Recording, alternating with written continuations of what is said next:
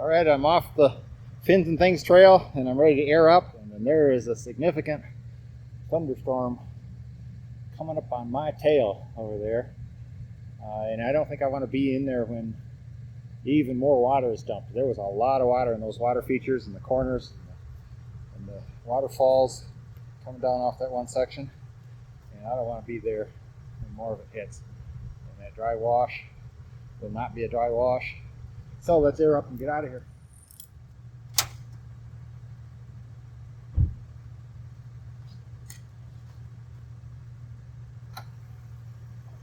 This will be my first time using the onboard air compressor. This right here is why I went to that trouble.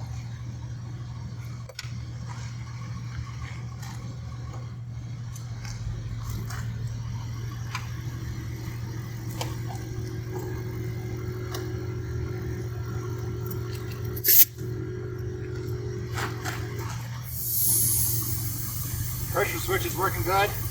It filled up the hose and then stopped.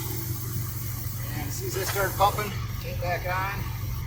I'll try to do this uncut. Well, I don't know, I'm filming it uncut.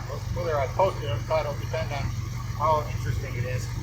But we can tell by the timestamp on the video how long it's going to take to fill each of these tires.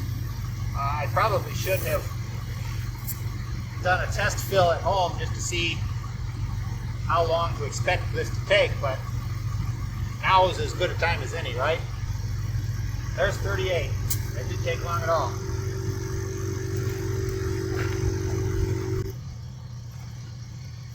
There's 38.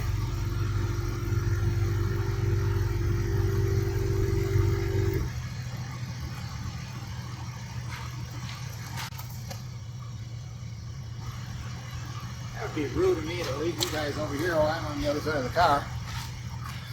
I don't want to disrupt the video so I don't lose my time count.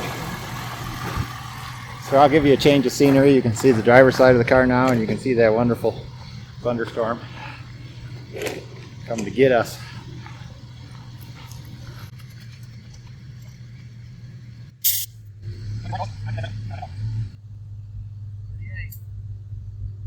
That's actually a lot quicker than what I was expecting.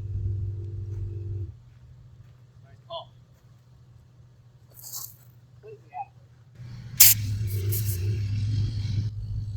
The only piece of equipment that's really not up to this task is my knees. There's 38. So we're all aired up. I'll not bore you with watching me re-stow the hose here. Oh, I do want to see how long that took.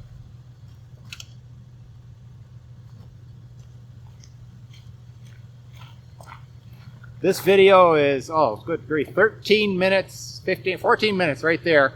But that includes the time to get out my hose and open the hood and connect everything up.